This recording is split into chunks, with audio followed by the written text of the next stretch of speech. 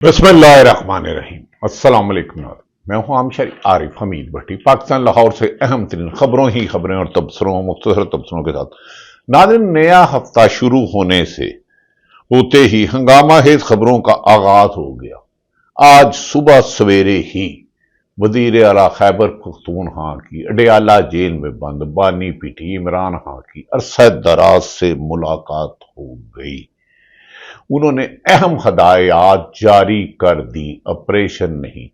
दूसरी तरफ supreme court की आईनी बेंच जो कि मुतनाजा है, उसने आज कॉन्स्टिट्यूशन बेंच ने जस्टिस तारक महमूद जहांगीरी को काम रोकने का हुक्म, जो सरफराज डोगर 15वें नंबर के जज साहब को बुला के चीफ जस्टिस इस्लामाबाद को बनाया था, उन्होंने सस्पेंड कर दिया। अब वो काम करते रहेंगे।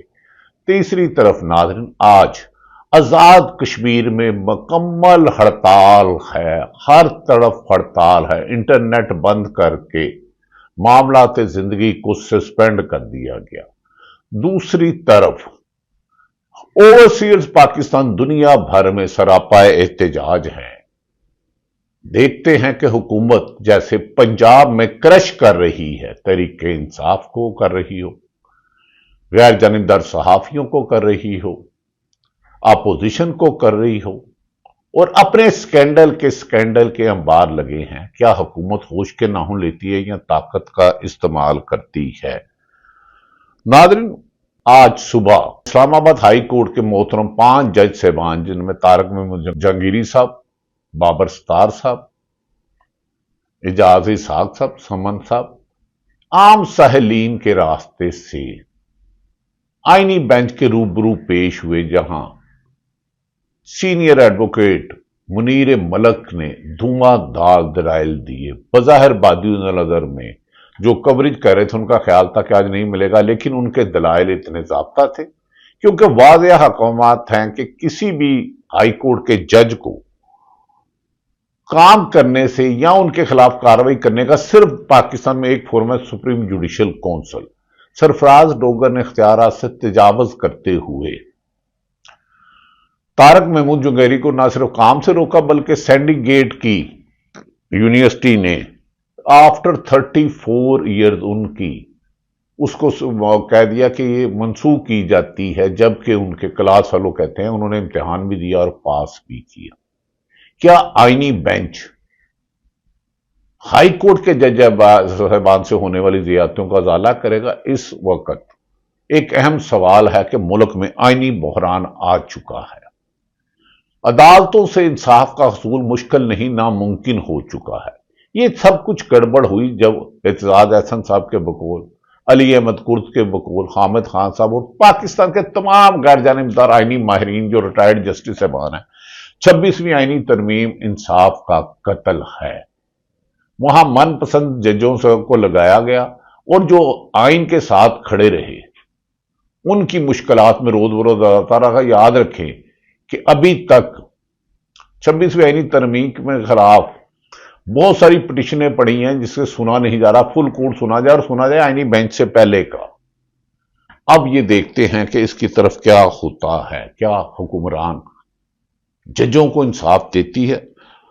दूसरी तरफ नाज़रीन, इमरान खान की अडयाला जेल में अली अमीन गंडापुर एक तवील अरसे बाद मुलाकात हुई, अहमियत दे रहे हैं। उन्होंने कहा जा रहा है कि पाकिस्तान की मादनियात पर पाकिस्तान का हक है, इसे कहीं भी दिया जाए, लेकिन मुकामी लोगों के हकूक को तहफ़्फ़ुज़ किया जाए, उन्हें उसकी सहूलतें, बुनियादी सहूलतें दी जाएं, और अफगानिस्तान से किसी सूरत जंग नहीं की जाएगी, ऑपरेशन बंद किया जाए और मुज़ाकरात से मामला हल किए जाएं। पेशावर जलसे के बाद अली अमीन गंडापुर की, जहां जलसे सुनने वालों ने अली अमीन गंडापुर की मौजूदगी पर नाराजगी का इजहार किया, अपने गम और गुस्से का इजहार किया और उनके आते ही जाने लग पड़े। आज उनकी मुलाकात अहम है, लेकिन सवाल तो उठता है कि अली अमीन गंडापुर सिर्फ अपनी इन्हीं दिनों में क्यों मुलाकात कराई जाती है जब खामोशी से अडयाला जेल पहुंचते हैं? अदरवाइज तो 5-5, 6-6 घंटे उन्हें खड़ा रखा जाता है, मुलाकात की इजाजत नहीं देता, जबकि जेल मैनुअल हो, पाकिस्तान का आइन हो, अदालतें हो।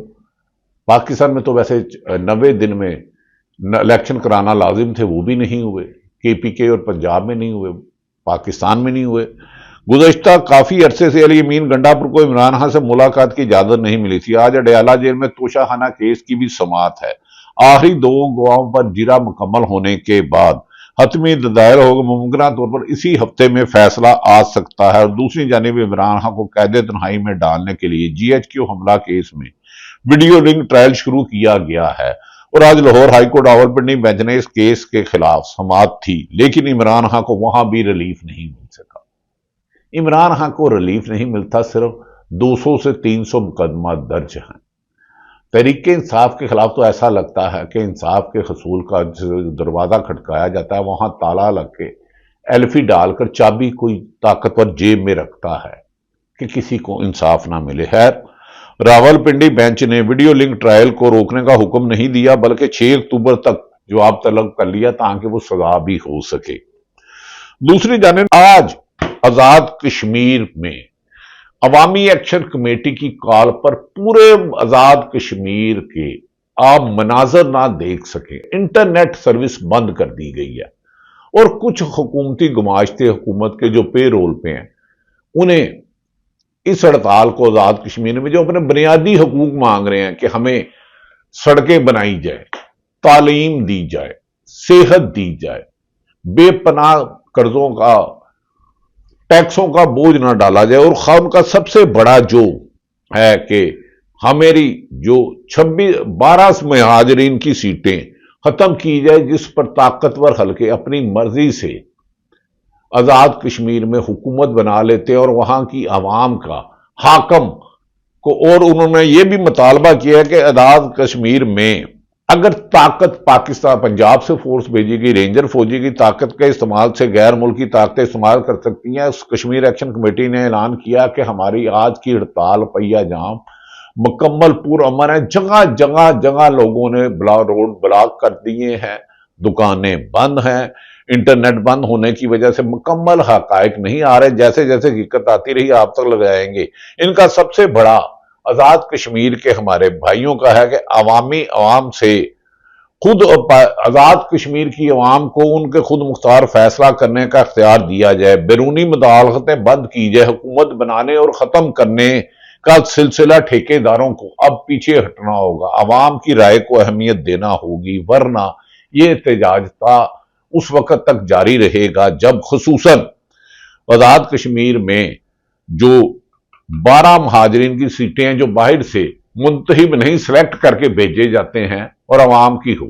ناظرین، اگر حکومت نے وہاں طاقت سے اس کو گمراہ کرنے کی کوشش کی، عوام کو دبانے کی کوشش کی، اس وقت آزاد کشمیر میں بھائی مڈل ایسٹ ہو یا یورپ ہو یا دیگر ممالک ہوں، وہ بھی احتجاج کرنے ہیں کہ ہمیں جینے کا بنیادی حقوق دیے جائے، ہمیں غلاموں کی طرح نہیں، خود مختاری چاہیے۔ ان کے بہت جائز مطالبات ہیں۔ ہر پاکستان کو آئین کا خود مختار پرامن زندگی گزارنے کا اختیار دیتا اور کسی بھی ایک سرکاری افسر کو کسی دوسری کے لیے تکلیف کے باعث اختیارات سے تجاوز کرنا خود ایک جرم ہے۔ اسی لیے قائد اعظم محمد علی جناح، جن کی بہن کو بھی ظلم و ستم اٹھائے گئے، ان پر بھی ٹھیک الزامات لگائے گئے، انہوں نے سول سروس کے ملازمین سے خطاب کرتے ہوئے 1948 میں کہا تھا تمام سرکاری افسران آئین اور قانون کے مطابق کام کرنے کے پابند ہیں، تمام بما اسٹیبلشمنٹ، اور کسی بھی حکمران کے غیر آئینی کام نہیں مان سکتے۔ ادھر تو کچھ افسران، چند افسران اپنی پرکشش عہدے پہ تعیناتی کے لیے ہاتھ جوڑنے سے لے کے نہ جانے کیا کیا اپنے حلف کی خلاف ورزی کرتے ہیں۔ ناظرین، دوسری طرف گزشتہ روز بڑی خواہش تھی کہ پاکستان میچ جیتے۔ پاکستان کی پوری عوام دنیا بھر میں جہاں بھی بچے کرکٹ لور ہے، کرکٹ سے پیار کرتے ہیں، لیکن عرصہ دراز سے بھارت کو شکست دینا ہماری خواہش تھی، لیکن تیسرا میچ ہار گئے۔ جیسے پاکستان ملک کو چلایا جا رہا ہے، ایسے ہی کرکٹ بورڈ کو چلایا جا رہا ہے۔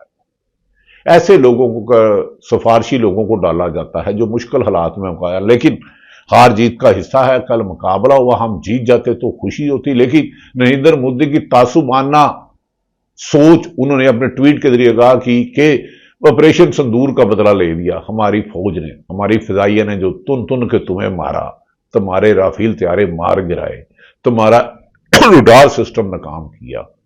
کھیل کے میدان کو کھیل میں رہنے دو. بہتر ہوتا کہ پاکستانی ٹیم کھیل میں جیتی. ہمیں یقین ہے کہ آنے والے دنوں میں اہم خبریں آئیں گی. پاکستان یو این او کے دورے میں ایک کنٹروورسی ایک خاتون سے ریلیٹڈ آ گئی ہے. اگر آپ نے ان کو آن کیا ہے، لے کر گئے ہو، آفیشل کیا ہے، تو کیوں جھوٹ بولتے ہو؟ خاتون کی اپنی رائے ہے، وہ جو بھی رکھتی ہے، لیکن حکمران اپنے لیے خود ایشو بناتی ہے. ہمارے ہم نے حکمرانوں کو ایشو ڈیفیوز کرتے ہوئے دیکھا تھا، لیکن یہ حکمران ہے کیونکہ عوام کی طاقت سے نہیں آئے. ان کی نااہلی نالاکی ان کے لیے ہر روز ایسے سوالات کٹھے کرتی جا رہی ہے جو ان کے اقتدار میں جانے کے بعد ان کے لیے بہت بڑا چارج شیٹ ہوگی، جس سے ان کا بچنا مشکل ہوگا. ہمیں امید ہے کہ آزاد کشمیر میں عوامی ایکشن کمیٹی کی پرامن احتجاج پر طاقت کے استعمال سے گریز کیا جائے گا اور جائز مطالبات مانے جائیں گے، اور پنجاب اور دیگر جہاں جہاں ناانصافی ہو رہی ہیں اس کو ختم کیا جائے گا. پاکستان کی ترقی، آئین کی بحالی، قانون کی حکمرانی میں ہے. پاکستان زندہ باد.